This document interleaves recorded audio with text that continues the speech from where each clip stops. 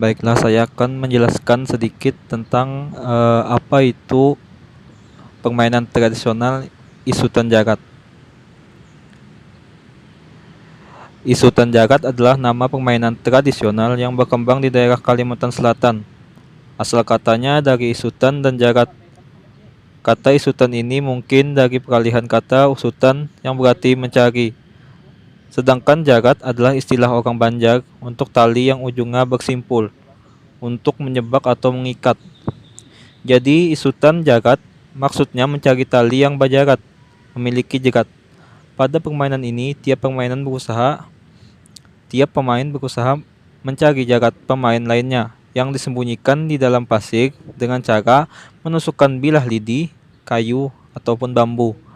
Permainan ini sebenarnya menebak letak jagat yang ada di dalam pasir. Lokasi permainan ini biasanya di pinggir sungai saat air surut atau di halaman rumah yang banyak pasirnya.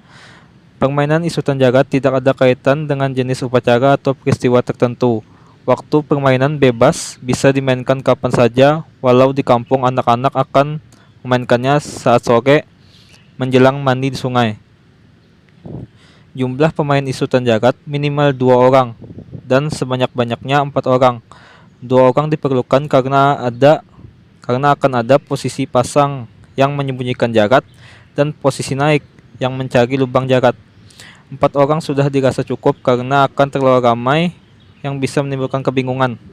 Peralatan bermain berdasarkan permainan aslinya yaitu tali dari serat pohon pisang dan bilah kayu dari bambu atau jenis kayu lainnya.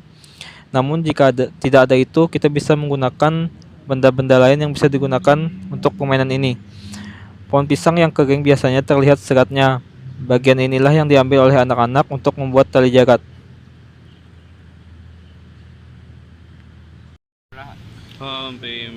Tahapan permainannya. Yang pertama, tahap menyembunyikan jagat. Misal jumlah pemain ada 2 orang.